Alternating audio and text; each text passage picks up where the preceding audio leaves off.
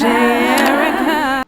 We're going to talk about the Verzuz and talk about how amazing it was to see icons in the building. We got Earth, Wind, and Fire, the leads of the band there. You know, they're all about 70 years old. Then we got Ron Isley, who's basically 80 years old, and his brother, who's basically 70 years old. These are elders and legends in our community who collectively decided to come and do something for the young people. And when I say for the young people, I'm talking about us social media people. You know what I mean? You know, they come from a different generation from us. They're from the old school. You know what I'm saying? They ain't have all this extra technology. They ain't have all these cameras and camera phones and everything else. But they damn sure knew how to perform and put on a show with their natural born talent. And really, they sung, they composed, they produced, they played instruments. I mean, the way that Ernie Isley played that guitar yesterday, while Ron Isley sung, it just shows you, you know, it just shows you. And of course, the technology has evolved. Musicianship has gotten lazier. People don't really care too much about actually learning how to play real instruments. And I feel like it's important for people to learn from that and learn how to try to create from scratch. But the thing that I already knew before them coming in was that, of course, a ton of people already sampled the Isley Brothers music, and I'm pretty sure people sampled Earth, Wind, and Fire music. But the Isley Brothers is like way more sampled, especially in the hip hop community. You know what I'm saying? The Isley Brothers have got sampled by Ice Cube, Notorious B.I.G. I'm pretty sure Snoop Dogg done sampled them several times. You know, especially they influence a lot of the West Coast sound with their funk and their sound and their smooth R&B and just their good tunes. You know what I mean? Which is something that I already knew, you know, because I'm a DJ and I'm into music. But a lot of people may not know that the songs that they're listening to was actually composed and created by the Isley Brothers from scratch. Like back then, you actually had to create music. You didn't, you know what I mean? But they made it so a lot of people can eat, which is a beautiful thing at the end of the day. Not trying to knock everybody that's like not actual musicians, but they made it possible for hip hop to basically exist because a lot of hip hop artists have got their music and resampled it and used the machines that they had to scratch and resample and stuff like that for the current and new generations. So, you know, it's a beautiful thing, you know. But anyways, let's get into some of the highlights from last night. Now, first thing we're going to talk about is Steve Harvey. Steve Harvey made this entire night about him. Now, don't get it twisted now. I feel like he fit perfectly as a host because he is, when you think of old school person, Steve Harvey is that man. Okay, he's just an old school dude, and he always put it out there ever since the King of Comedy days, especially on here when he had that segment where he's playing all those old school throwback jams. You know, that was from like 20 years ago, but he's just been, he was old school 20 years ago. That's how you know Steve Harvey is old school. You know what I'm saying? You know, like some people, they just becoming old school. Like, Steve Harvey been old school when old school was old school. So it's like, well, damn, you might as well let the man host it, okay? My personal thing, I enjoyed it. I enjoyed it. I thought it was a fun atmosphere for the most part. Was Steve Harvey doing the most? Yes, he was. He was doing the most. He was doing a lot. There was a lot of people that was upset that he was hosting. I wasn't upset he was hosting. I just feel like he was being Steve Harvey, which is the most, doing the most. Like, he does the most. He's getting paid to do the most. That's why he's always hosting places. This man keeps a damn job, okay? But, you know, I felt like he talked a bit too much sometimes when he was asking questions. I think he was asking questions and then answering the questions himself. And it's like, could the Isley Brothers reply back? Could Earth, Wind, and Fire reply back? Can anybody reply back, or you just gonna keep talking to yourself? Like, you know what I'm saying? Like, it's like, listen, that's something I be doing sometimes. I overtalk people all the time. Like, listen, I don't be meaning to, but I get what he was going with. He was excited about it. But at the same time, you getting paid to host. Sometimes you gotta sit down and shut up and let the people reply back and tell you what's going on. But it was funny because it seemed like every song that was played, Steve Harvey had a whole story. Like the one song he played, and he gonna talk about something. Oh, this remind me. Something that had absolutely nothing to do with the song. This remind me when I rode my bike in silence all the way to this girl's house and gave her homework or something. I'm just sitting here like, Steve Harvey, what does this got to do with that song? Like, what does it have to do with that song? Then he started telling the random stuff. I mean, it was a couple of them. Like one time he was talking about he was at a concert and he had skipped all the way to the front row to see them or something. That was relevant, you know. But he's friends with the Isley brothers, you know, real close friends with Ron Isley. So it would make sense for him to host it. And you know, he's 64. So that's his age range. You know what I'm saying? All the people that's tuned in right now are probably around that age range. So they would probably enjoy it. But I noticed that there was a lot of people that was in that age range that didn't want to hear Steve Harvey talking and flapping his gums the entire time. But hey, do what you got to do. Now let's talk about his outfit though, okay? He came out here dressed like a Easter bunny, okay? He came out dressed like a pimped out Easter bunny with that purple suit on, okay? The purple suit on with the hat, I swear. And then he had the nerve to grab Ron Isley's coat and put it on and smoke a cigar while he's back there. Listen, while Ron Isley's in the front performing, he's back there like a 1970s hype man, okay? I think he thought he was an Isley brother. I think, because y'all watch the Steve Harvey show. And remember that group he had, the four tops, Steve Harvey and the five tops, or the high tops, or that's what they call it. I think Steve Harvey thought he was part of the Isley brothers and he was one of the missing members from the high tops or something. I don't know what he, because he done went from host to singing to dressing like a pimp to the Easter bunny with that outfit. Listen, Steve Harvey, but I ain't mad at you. Do what you gotta do.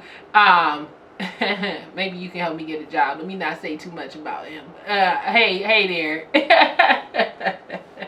It's all fun and games. You know what it is. You know, Steve Harvey get to crack on people jokes. Why can't I give out a few jokes to the man? All respect to the elders though, for real. But yeah, that Verzuz really went for an entire 3+ hours. And why would we say it's shot? Honestly, between the two of them, they literally have 100 years worth of music. The Isley Brothers band has been out for 60 years. Earth, Wind, and Fire has been out for about 50 years. So yeah, you got like 110 years worth of music, okay? And you're trying to smash this into one show. And usually Verzuz is about 2 hours long. I wasn't shocked when it went to 3 hours. But, you know, it was good. I think DJ D Nice did a fantastic job as always. He knows how to mix up the throwbacks. And, you know, I mean, even the intermission was like, and honestly, first of all, I have to say, I think I had a change of heart when it comes to Swiss Beats and Timbaland. It was a very smart idea for them to do it on Triller. I love the platform on Triller and how they have it set up. You don't got to deal with all those weird comments about them people going through the damn screen anymore. It's very high HD. One of the best Verzuz I've seen since they implemented this whole thing. Very well produced and very well organized. And on top of that, at the end, they just gonna drop a new record by the Isley Brothers like I wasn't ready.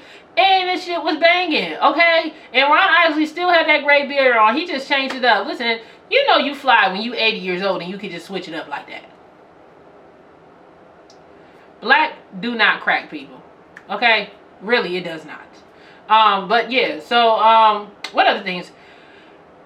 I did do a couple of screen records and I put them on Twitter and Facebook and stuff like that, and it's just so fun being able to interact with people who watch the Verzuz. And you know, you can see people who have like mind music ear as you, and y'all can interact and stuff like that. And that's what I was doing the entire time I was watching it. It was such a damn groove. It just was a groove. And then after it went off, I just sat there and played like the Isley Brothers greatest hits, you know what I'm saying, for like an hour or so. Like, it definitely had me like super hype. Like super hype. I actually got some highlights on here from the award show. courtesy of my website and also Revolt TV, and they went down about top 9 things, the top things and highlights. They said the most drip-filled moments of the verse battle with the Isley brothers in Earth, Wind, and Fire. The first one they said is Steve Harvey Easter suit. Now I already said that. He came out here dressed like the Easter Bunny. The next one, Fly Pimp Easter Bunny, possibly. The next one was Ron Isley fur coat. I think I already mentioned that too. Like, he came out dressed like he been the Mac since 19 some of all that, whatever he was. Okay, like he had 3-4 girlfriends waiting for him in the back. Everybody's talking about Verdine White's hair. His hair still laid. This man is 70 years old and he keeps his hair laid. Okay, I don't know who was doing a hot press on his hair, but keep on doing it. Keep on doing it. The enthusiasm of the performance. I mean, they were enthusiastic. Listen, we went from us just sitting there and letting D Nice playing it, but see, you can't just play music when you got legends in the house like that, like Earth, Wind, and Fire, and the Isley brothers. You can't just do that. They ain't gonna just sit there and let their records play and not perform. So by the end of it, baby, the last, I would say 2 hours, it was a full-fledged damn concert. A whole 30-minute intermission with D Nice playing all of their jams. I had to hop up on Instagram Live for that bad boy, okay? It was too turned. Man, the samples. That was another highlight. I mean, he highlighted the Isley brothers. You know, they had samples for Notorious B.I.G., Aaliyah, you know, Choosy Lovers. That was Aaliyah's verse. Aaliyah actually did a cover of that song. She also did At Your Best, which is an Isley Brothers song. She did the cover for that song before.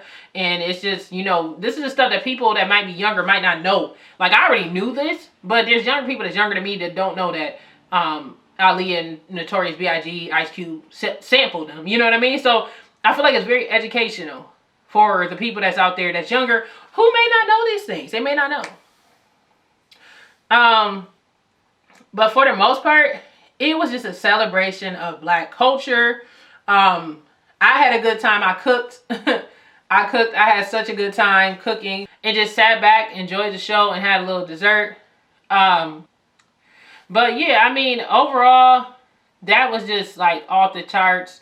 A lot of people still had the audacity to say who won.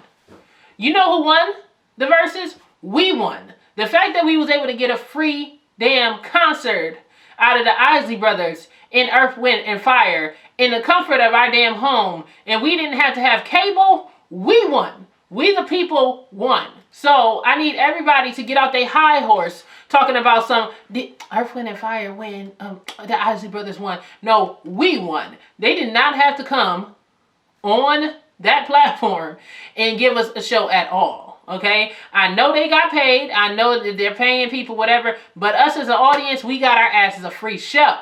Because usually how it works is at the nightclub, the person who's renting them out, they paying. And then on top of that, we paying. So we paying for a show. But we didn't even have to pay for the show. We got to chill on our cell phones, tablets, wherever we wanted to watch TV, whatever we had going on. And we got to enjoy a show that took us away from all of our troubles, the drama that's been going on in the world. It was just such an amazing, fun-ass time, man.